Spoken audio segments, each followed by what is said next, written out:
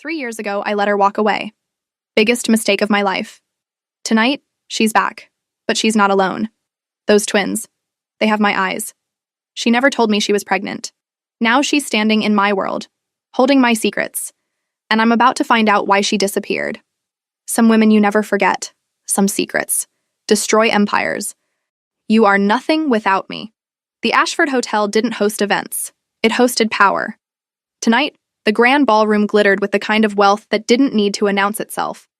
Diplomats, CEOs, politicians who smiled for cameras while their hands stayed dirty. And at the center of it all, leaning against the marble bar with a glass of whiskey he hadn't touched, stood Min Kwon, 32, Korean crime lord, the man who made people disappear with a phone call. He didn't need to raise his voice. His presence did the threatening. Mr. Kwon. A senator approached, hand extended, desperation in his eyes. About the development project in... Not tonight.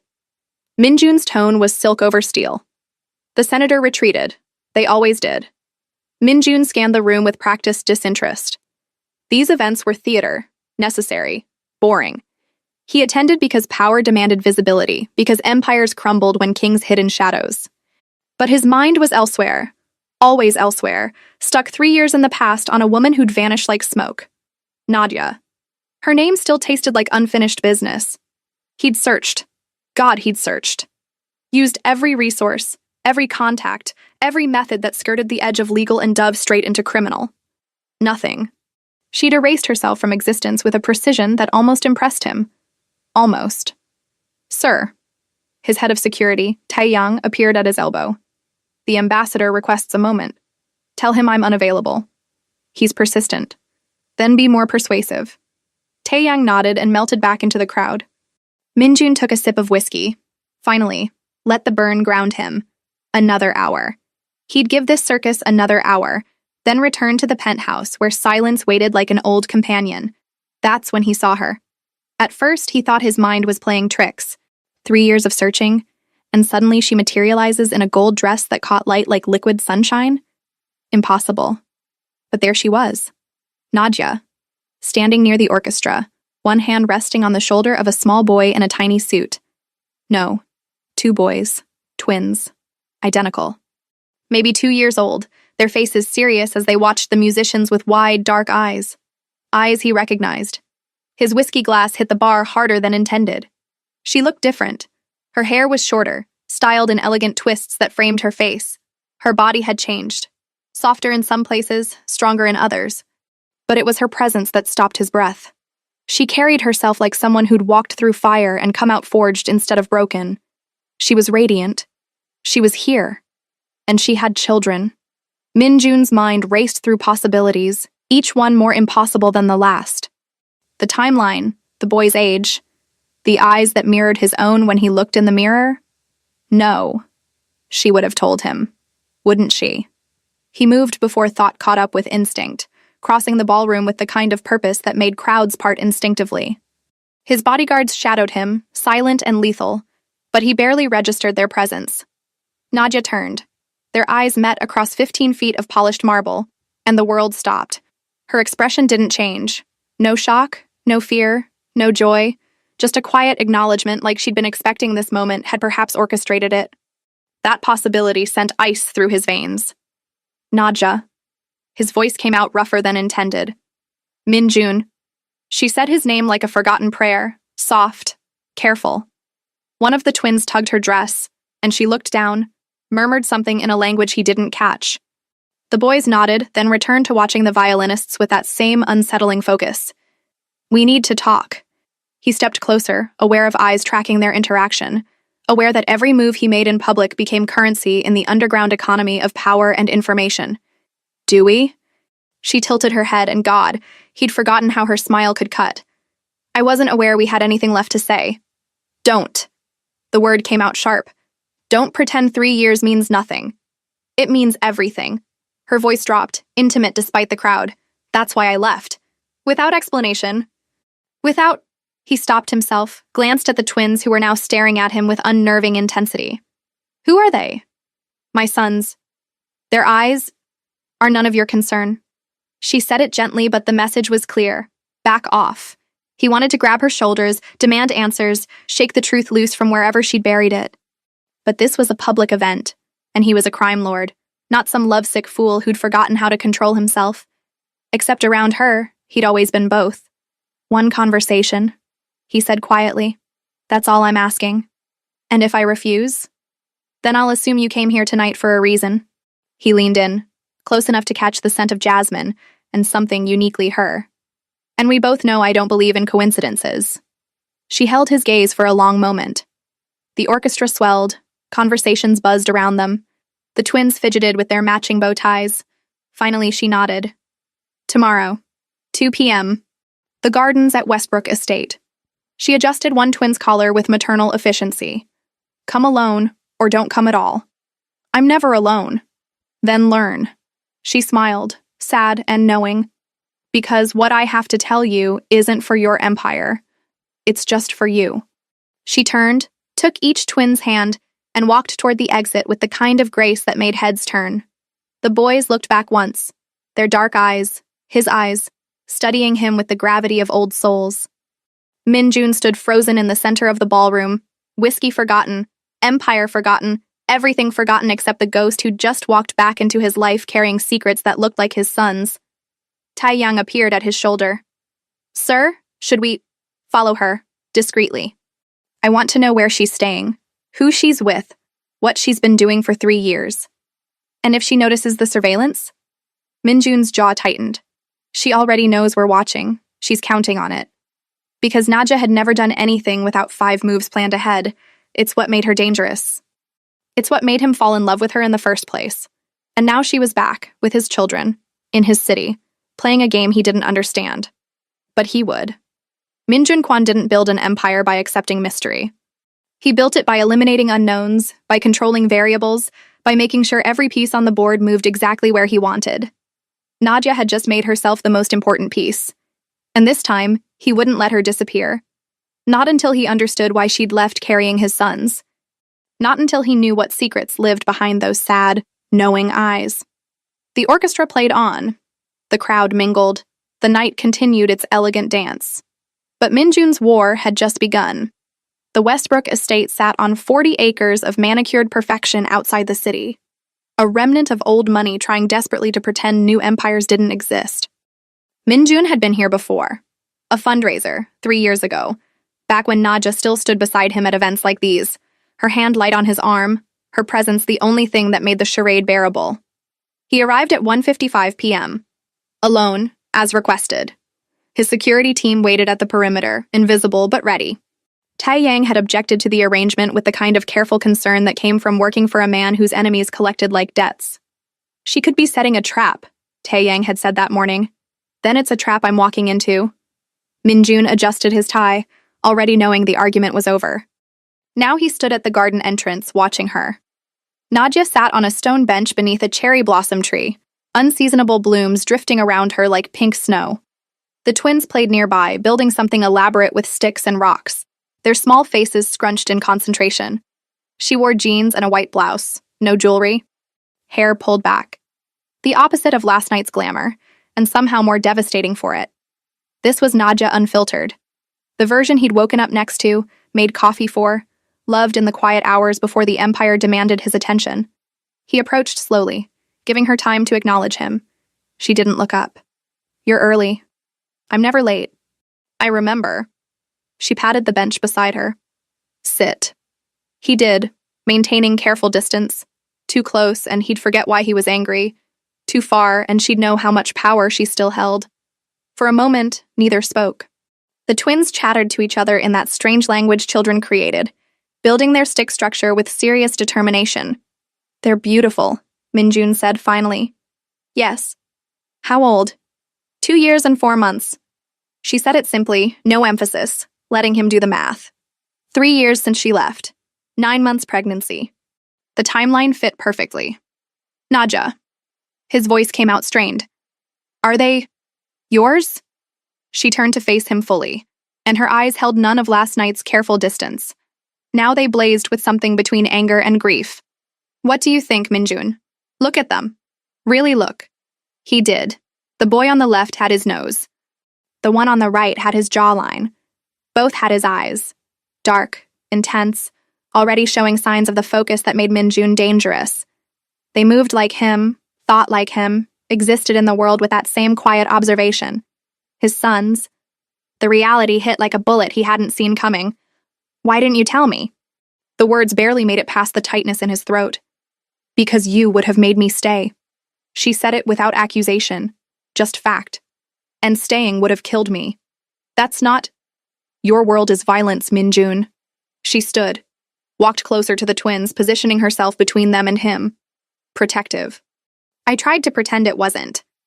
For 2 years, I pretended that your empire was just business, that the blood on your hands washed off at the end of the day, that loving you didn't mean accepting death as a constant companion.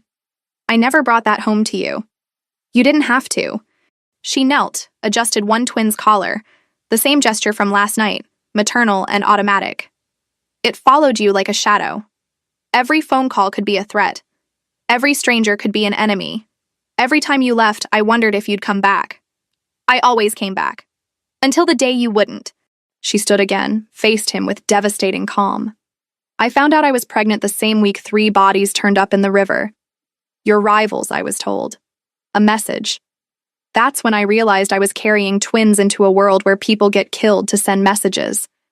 Minjun wanted to argue, to tell her she was wrong, that he would have protected her, protected them. But the lie stuck in his throat. Because she wasn't wrong. His empire was built on fear and loyalty, and the kind of violence that happened in shadows but left very real bodies. He'd spent 10 years constructing power that couldn't be challenged, wouldn't be questioned, and the price was always paid in blood. Just never his own. So you ran. He said it quietly, without judgment. I disappeared. She corrected. There's a difference. Running implies you're chasing me. Disappearing means I never wanted to be found. But I did chase you.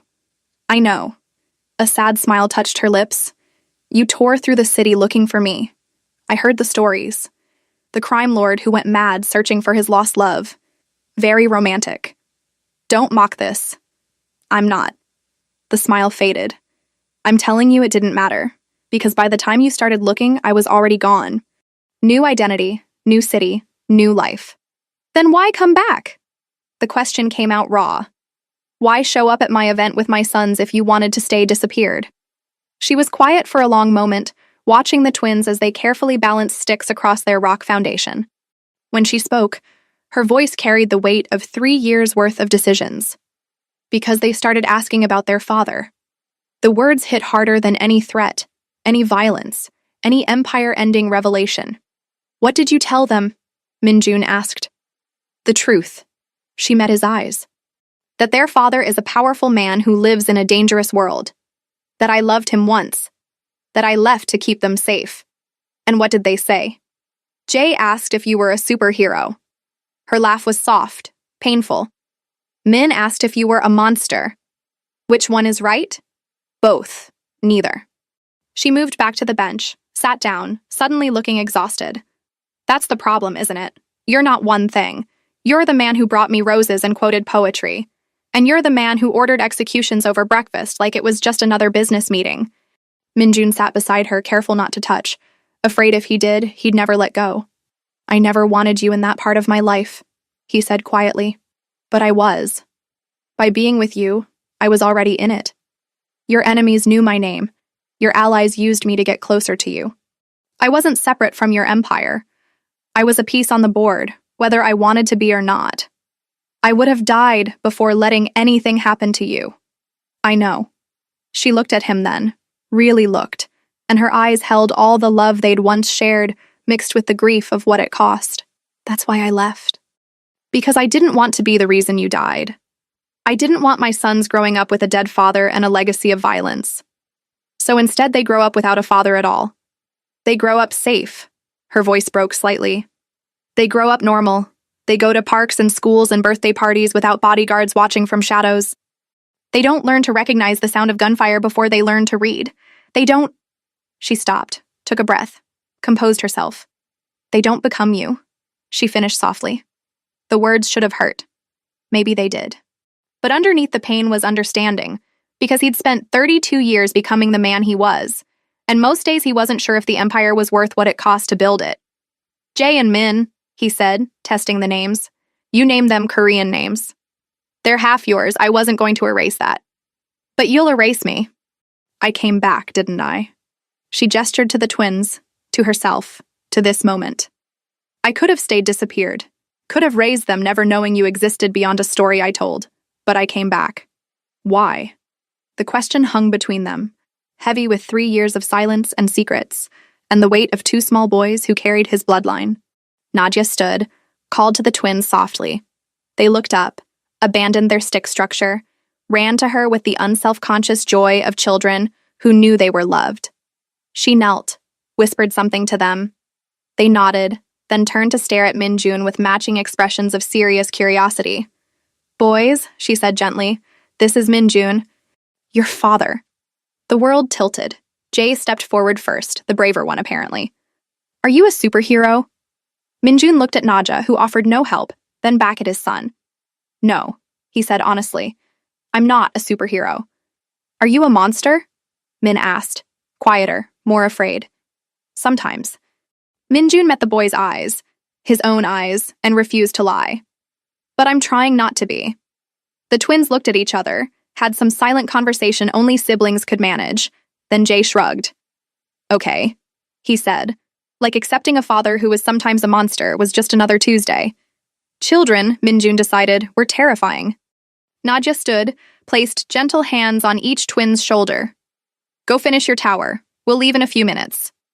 The boys ran back to their construction project, already arguing about structural integrity with the seriousness of tiny engineers. You told them, Minjun said, still processing. I told them. She faced him, resolute. Because keeping you a secret forever wasn't fair to them. Or to you. Or even to me. What happens now? That depends. On whether you can accept what I'm offering. She crossed her arms, not defensive, just clear. I'll bring them to see you. Supervised visits. Public places. You can be their father, but not your empire's heir. You're asking me to compartmentalize. I'm asking you to choose. Her voice carried quiet strength. Be their father or be the crime lord. You don't get to be both, not with my sons. They're my sons too. Then prove it.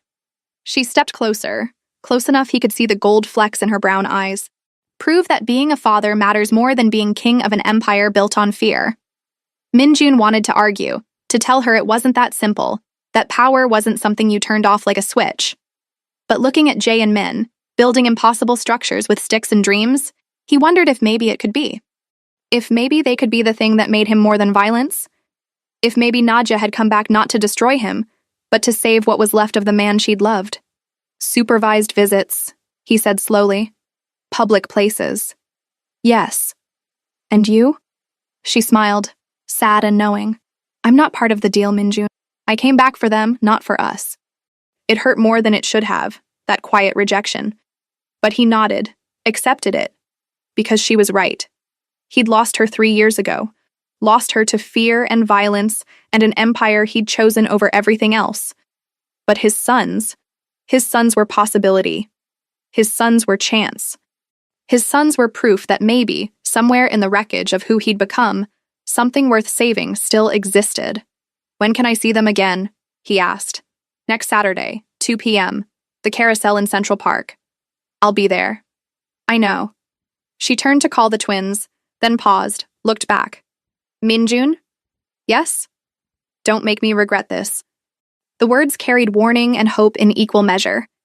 He watched her leave, twins in tow, their small hands in hers, their serious faces turning back once to stare at the stranger who was their father.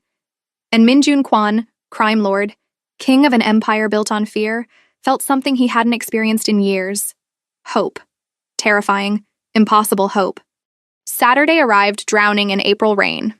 Minjun stood outside the carousel, umbrella forgotten, watching Jae and Min shriek with delight as painted horses bobbed up and down to cheerful music. Naja stood nearby, dry under her own umbrella, lips curved in reluctant amusement as the twins waved every time their horses passed. This was his 3rd visit. 3 Saturdays. 3 carefully supervised hours in public places where crime lords became just fathers trying to learn their children's favorite colors. Jae liked blue, Min liked green. Both liked ice cream more than physics should allow. You're getting wet, Nadja observed, not quite looking at him. I've survived worse. That's not the endorsement you think it is. But she shifted her umbrella, extending the coverage to include him. The gesture felt like progress. Small, fragile, but progress nonetheless. They asked about you this week, she said as the carousel spun. What did they ask? Where you live, what you do, why you don't come home with us. She paused. Min asked if you don't like them. The words hit like physical blows. Min Jun stopped, unsure how to explain that leaving them was the hardest thing he did every Saturday. I like them very much. Then tell them that. She looked at him finally, expression unreadable. They're children, Min Jun. They don't need elaborate explanations. They just need to know they matter. The carousel slowed. The twins jumped off their horses with the controlled chaos of small boys who knew exactly where Mom was standing. They ran to Nadja, soaking wet and completely unbothered by the rain. Did you see me? Jay demanded. I went so fast. I was faster, Min corrected, competitive even at 2. You were both magnificent, Nadja said, producing towels from her bag with practiced efficiency. Say thank you to the carousel man. They chorused thank yous, then turned to Min Jun with expectant faces. He'd learned in 3 weeks that twins operated as a unit, made decisions together, presented a unified front against the adult world. Ice cream? Jay asked hopefully. Please, Min added, remembering his manners. Min Jun glanced at Nadja, who shrugged. It's your time. You decide. He'd been a crime lord for 10 years, made decisions that affected thousands, ordered operations that shaped the city's underground. But choosing whether his sons could have ice cream in the rain felt somehow more important than anything he'd ever decided in a boardroom filled with dangerous men. Ice cream, he confirmed. The twins cheered.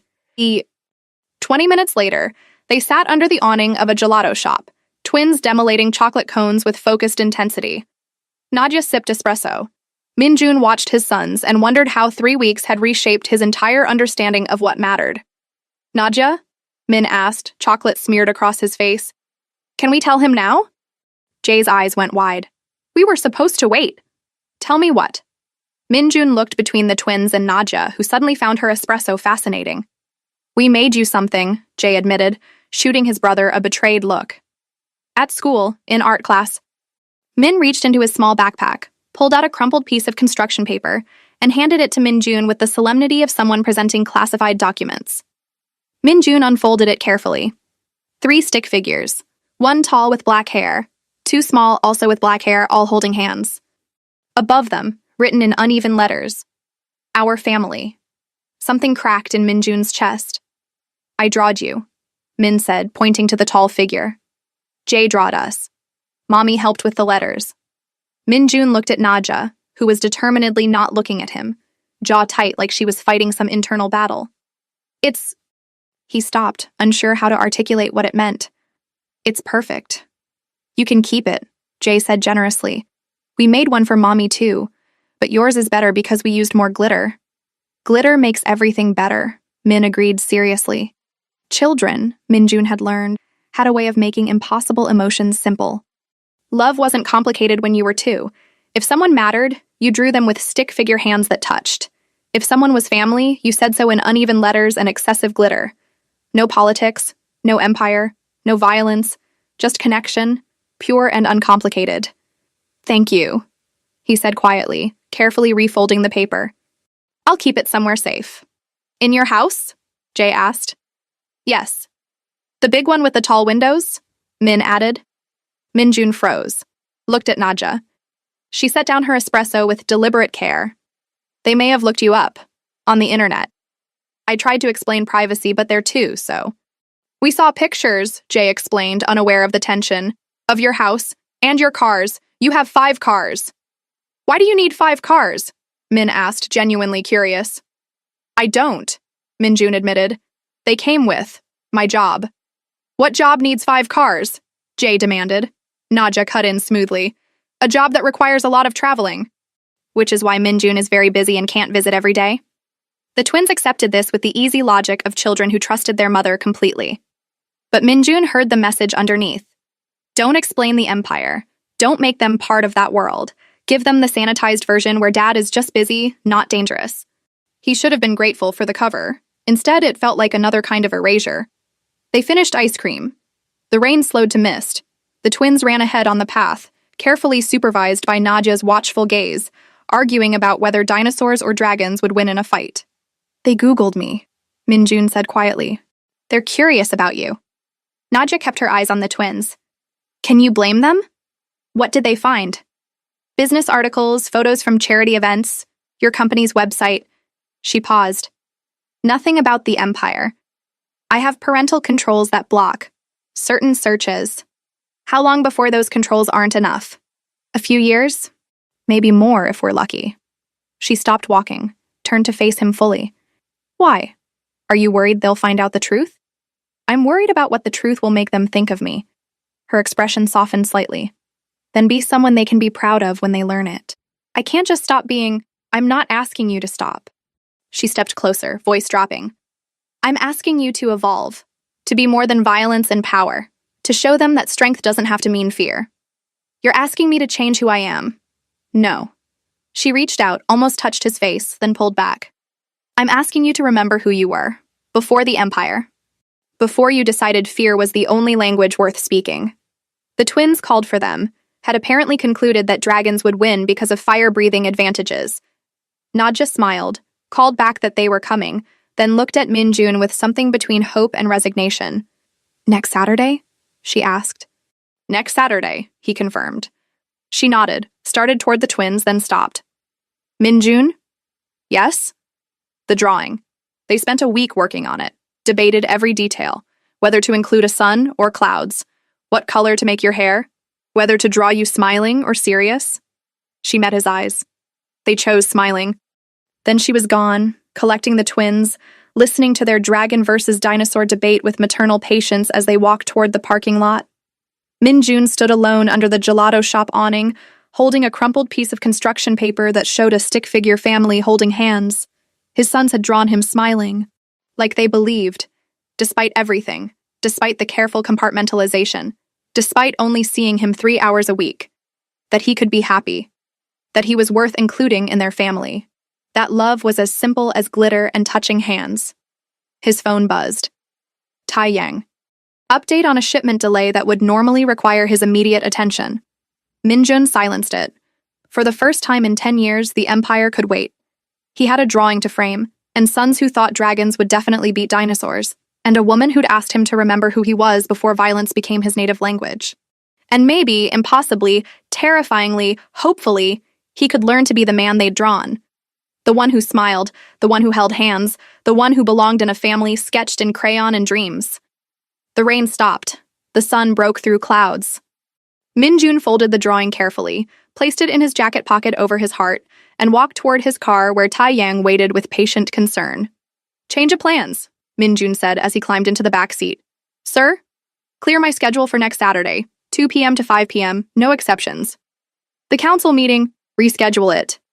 Tai Yang's expression flickered with surprise, but he simply nodded. Of course, sir. As the car pulled into traffic, Minjun pulled out the drawing one more time, studied the stick figures holding hands, the uneven letters spelling family, the excessive glitter that apparently made everything better.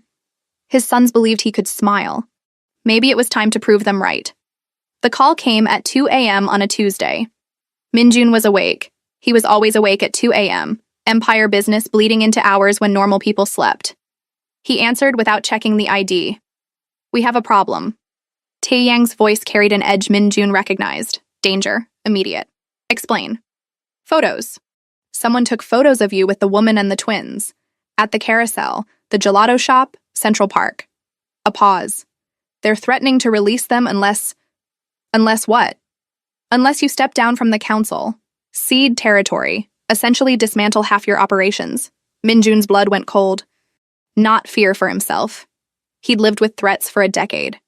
Fear for Jay and Min, for Naja, for the carefully constructed safety she'd built by staying invisible. Who? We're working on it. But sir, if these photos go public, I know what happens. Minjun stood already calculating. Lock down all usual channels. I want every informant active. Find who took them. And the woman, the children? Minjun looked at the framed drawing on his desk. Stick figures holding hands, excessive glitter catching lamplight. Protect them, he said quietly, whatever it costs. Sir, if we assign visible security, we expose them further. I don't care. I want eyes on them every second. Invisible if possible, visible if necessary. Nothing happens to them. He hung up, stared at the drawing, felt the weight of 10 years' worth of decisions crashing down. This was the cost. This was always the cost. You couldn't build an empire without making enemies. Couldn't hold power without someone wanting to take it. Couldn't love without giving rivals ammunition. Nadja had known, had tried to tell him, had disappeared to escape exactly this, and he'd pulled her back into range by being selfish enough to want his sons. His phone rang again. Unknown number. He answered. Who is this? You is the man who's going to destroy everything you love. The voice was digitally altered, unrecognizable. Unless you give me what I want. Money? Territory? Name your price. I already did. Step down, dismantle your empire, become nothing. And if I refuse? Then tomorrow morning, every news outlet in the city sees photos of the infamous Min Jun Kwan with his secret family, his half-African sons, the woman he's been hiding for months. Min Jun's hand tightened on the phone. Touching them would be a mistake. I don't need to touch them, I just need to expose them. Let your other enemies know they exist. Let the world know Korea's most feared crime lord has a weakness. The voice carried cruel satisfaction. How long do you think they'll survive once everyone knows? The line went dead. Min Jun stood in his penthouse, surrounded by the trappings of power. Marble floors, floor-to-ceiling windows overlooking a city he controlled, art worth millions on walls that enclosed a life built on fear. And none of it mattered. Not compared to two small boys who thought dragons beat dinosaurs. Not compared to a woman who'd loved him enough to disappear. He dialed Nadja. She answered on the first ring, voice thick with sleep. Min Jun? It's 2 a.m. What? Pack a bag. You and the twins, right now. Silence. Then alert. What happened? Someone knows. Has photos. Is threatening to expose you unless I surrender everything. He heard her breath catch. How long do we have? Hours, maybe less. He was already moving, grabbing his own go bag, the one he kept packed for exactly these situations. I'm sending cars, armed escort. You'll go to a safe house outside the city. No. The word stopped him cold. Nadja, I won't run again. Her voice carried steel underneath the fear. I spent 3 years running. I came back because I was tired of being afraid. This isn't about fear, it's about survival. It's always about survival with you. She wasn't yelling, but the intensity cut deeper than volume. Your whole life is about surviving the next threat, the next enemy, the next war. When does it end? When I've eliminated every threat. There's always another threat. Now she was yelling, and he heard movement in the background, probably checking on the twins. Don't you see? This is why I left. Because your empire generates enemies faster than you can destroy them. Because loving you means painting a target on our backs. Because my sons will never be safe as long as you're who you are. The words hit like bullets, each one finding its mark. I can protect you. You can't even protect yourself. Her voice broke. You live in a fortress with armed guards and bulletproof windows because your own life isn't safe. How are you supposed to keep us safe? By being ruthless enough that no one dares. They're already daring. She laughed, bitter and exhausted. Someone took photos of us, threatened our children, all because you couldn't just let us go. I can't lose you again. Then choose. The same words from the garden, but heavier now, weighted with crisis. Your empire or your family. You don't get both. You never did. Min Jun looked around his penthouse. 10 years of building power. 10 years of eliminating threats. 10 years of becoming someone so feared that people whispered his name like a curse. And in one phone call, it meant nothing. Because the empire couldn't protect what mattered, could only endanger it. The safe house, he tried again, is just another prison. Nadia's voice softened slightly. I love that you want to protect us. But protection isn't enough anymore. We need you to choose a different life. To be someone who doesn't need armed escorts and safe houses. To be just a father, not a crime lord playing at family on Saturdays. I don't know how to be just anything. Then learn. Quiet, fierce, final. Or let us go, for real this time. Because I won't raise my sons in the crossfire of your wars. I won't teach them that love means danger and family means targets. I won't. She stopped, breathed, composed herself. I won't watch them become you. She finished softly. The drawing on his desk caught lamplight. Stick figures holding hands, smiling father, family. I need time, Minjun said. You don't have time. You have hours before those photos go public, remember? Then I'll handle it. How? Good question. Surrender the empire and lose the only identity he'd known for a decade? Refuse and watch his family become targets for every enemy he'd ever made? I'll find the person who took the photos, he said slowly. Eliminate the threat. And then what? Another threat appears next week, next month, next year. This doesn't end unless you end it. You're asking me to abandon everything. I'm asking you to choose what matters. Her voice carried the weight of 3 years' worth of decisions. Power or love, empire or family, fear or hope. It's not that simple. It's exactly that simple. You just don't want it to be. The line went quiet. He heard her breathing. Heard faintly one of the twins talking in their sleep. I'm keeping the armed escort on your building, he said finally. Invisible, but they stay. Minjun, that's non-negotiable. The rest, I'll figure out. How? He looked at the drawing one more time. His sons had drawn him smiling, had included him in their family, had believed despite everything that he could be more than violence. Maybe they were right. Maybe Nadja was right. Maybe 10 years of building an empire on fear had blinded him to the simple truth that power meant nothing if you had no one to share it with. I'll find a way, he said quietly. Trust me. I've always trusted you. Nadja replied. I just don't trust your world. She hung up. Minjun stood alone in his fortress, holding a phone that connected to nothing, staring at a drawing that showed impossible hope. Then he called Tai Yang back. Sir? Find who took those photos. I don't care what it costs. Already working on it, but sir, even if we find them, we'll cross that bridge when we come to it.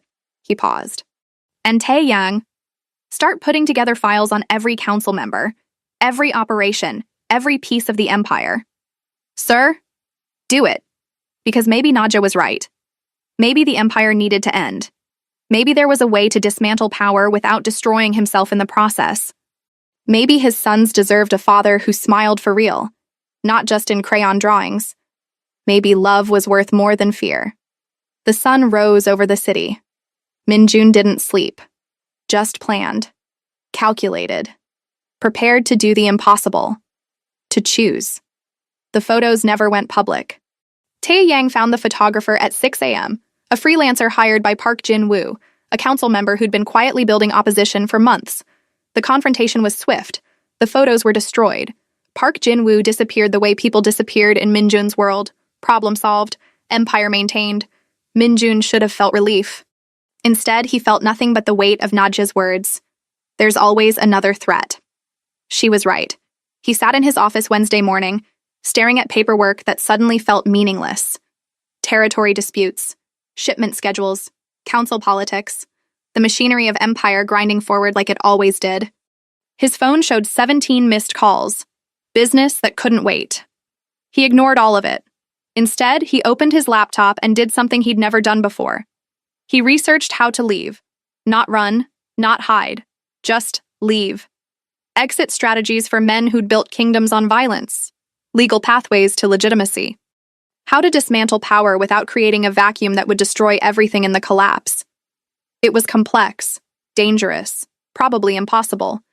But so was loving Nadja while being who he was. So were two small boys who deserved a father without bodyguards. Sir? Taeyang entered without knocking, a privilege earned through 10 years of loyalty. The council is asking about Park. They want answers. Tell them he retired. They won't accept. I don't care what they accept. Minjun closed the laptop. Schedule an emergency meeting, tonight, full council. Taeyang's expression flickered with concern. Sir, if you're planning something drastic, I'm planning to choose. Minjun stood, moved to the window overlooking the city.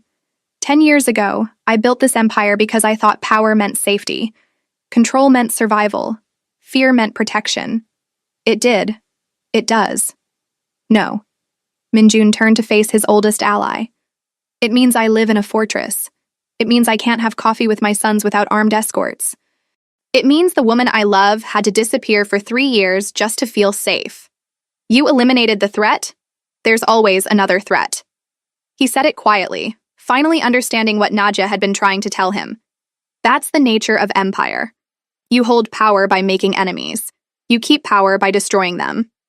And it never ends because the empire itself generates the threats.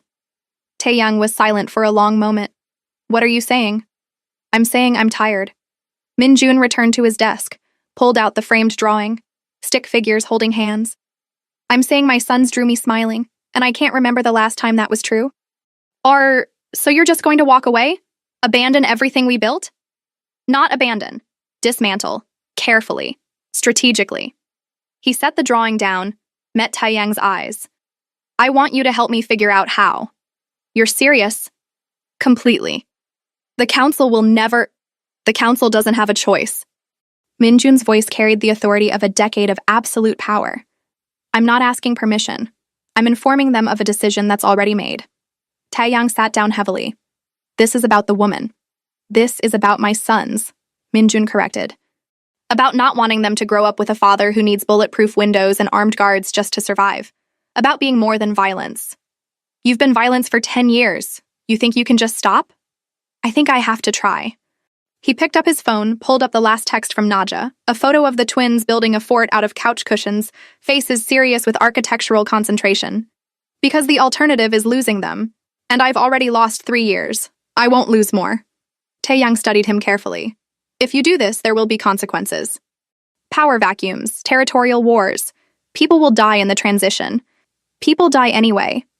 Minjun set his phone down. At least this way, my sons won't be among them. You're certain? No. Honest. Final. But I'm choosing anyway. Because certainty was a luxury he'd never had. 10 years ago, he'd chosen power without knowing if he'd survive. Now he was choosing love without knowing if he'd succeed. But at least this choice felt like living instead of just surviving. The meeting, Taeyang said slowly. Tonight, you'll announce that I'm stepping down. Transitioning operations to legitimate business over the next 6 months. Distributing territory to council members who can maintain stability.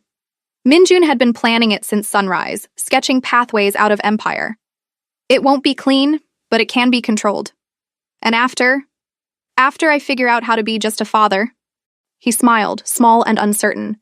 No empire, no fear, just a man who sees his sons more than 3 hours a week. Taeyang stood, moved to the door, then paused. For what it's worth, sir. I think she's right, the woman. About you being more than this. You're not trying to talk me out of it? I've watched you build this empire. I know what it cost. Taeyang's expression softened slightly. I also watched you with those children last Saturday. You smiled. Real smile. First time in years. He left before Minjun could respond. Alone in his office, Minjun called Nadja. She answered cautiously. The photos are gone. Threat eliminated. How many people died for that elimination? The question cut because she already knew the answer. 1, he admitted. But Nadja, that's not why I'm calling. Then why? Because you were right. He looked at the drawing, at the impossible family sketched in crayon and hope.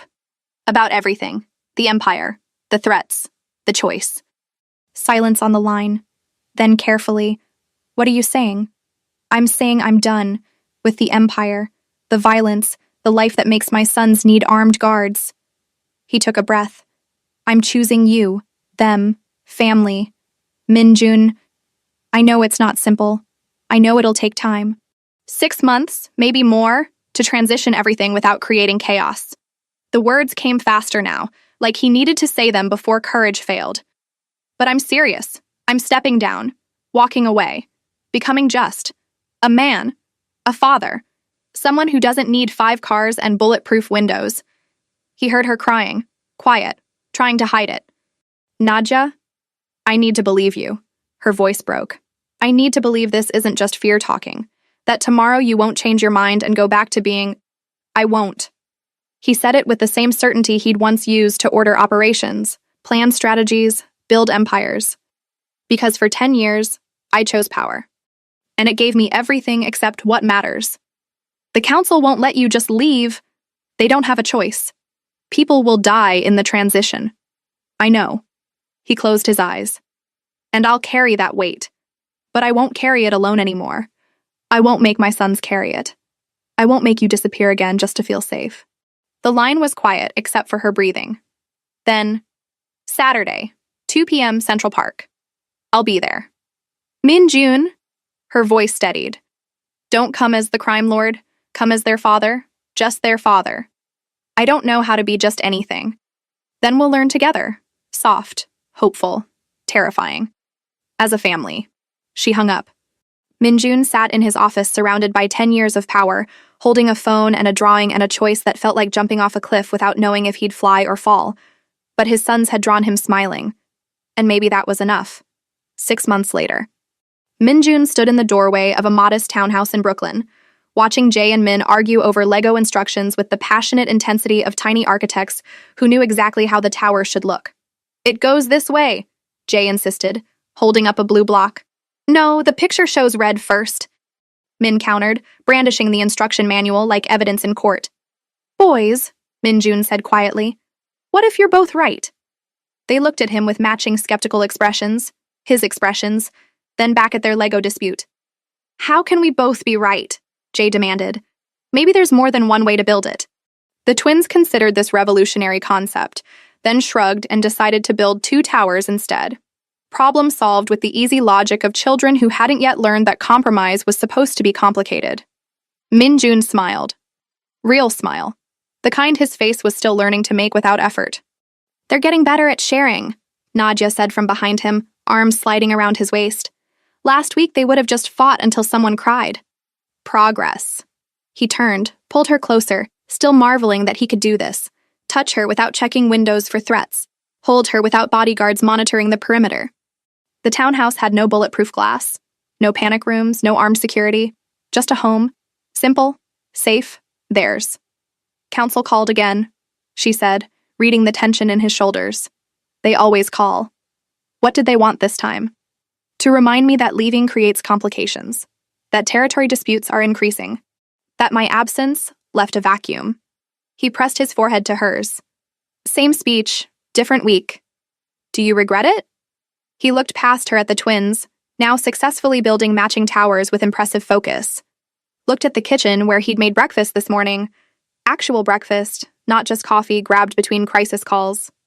Looked at the life he'd built in 6 months that felt more real than 10 years of empire. Not even once, he said quietly. The transition had been brutal. Controlled, but brutal. He'd spent 6 months systematically dismantling everything he'd built, distributing territory, transferring operations, ensuring stability even as he extracted himself from the center of power. 3 council members had tried to stop him. They'd failed, but not without cost.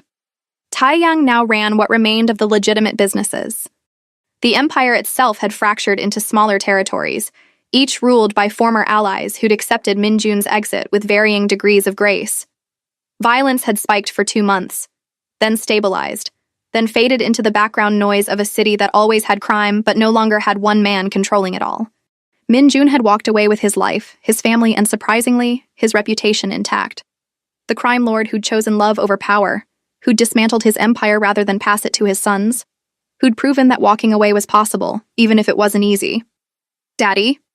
Min appeared at his elbow, Lego tower in hand. Can you help us make it taller? Sure. Min-jun knelt, let his son guide his hands, added blocks where directed. This was his empire now. Lego towers and bedtime stories, Saturday morning cartoons and park visits without armed escorts. Arguments over dinosaurs and dragons that he was learning to navigate with the same strategic thinking he'd once applied to territory disputes. Different empire. Better one. It's crooked, Jae observed critically. That's what makes it interesting, Naja said, settling on the floor beside them. Perfect is boring. Is that why you like Daddy? Min asked with devastating innocence. Because he's crooked? Naja laughed, and the sound filled the room like light. Your father is many things. Crooked is one of them. Hey, Min-jun protested mildly. You literally ran a criminal empire, she pointed out. Crooked is generous. Ran, past tense, semantics. But she was smiling and the twins were giggling, and this moment of ordinary chaos felt like victory. His phone buzzed. Unknown number. Old instincts kicked in. He reached for it automatically, then stopped. Looked at Nadja. At the twins. At the Lego towers that were definitely crooked but undeniably theirs. He silenced the phone without checking. Not important? Nadja asked. Nothing's more important than this. It was true. Whatever crisis the call represented, and there was always a crisis, always someone who wanted something from the man he used to be, could wait. His sons needed help building towers. His family needed him present, not perpetually distracted by empire business that no longer controlled his life. Tell us the story again, Jay demanded, abandoning Legos for his favorite topic. About how you met Mommy. Minjun glanced at Nadja, who raised an eyebrow. They'd told sanitized versions before, met at an event, fell in love, got separated, found each other again. Simple, clean, edited for young audiences. What do you want to know? He asked carefully. Why did you let her leave? Min asked, with the directness of children who hadn't learned that some questions hurt. The room went quiet. Nadja started to intervene, but Minjun shook his head slightly. His sons deserved truth, even if it was uncomfortable. Because I was scared, he said simply. I thought keeping her meant controlling everything around us, making sure nothing bad could happen, but that kind of control? It's not love, it's prison. So you let her go? Jay frowned.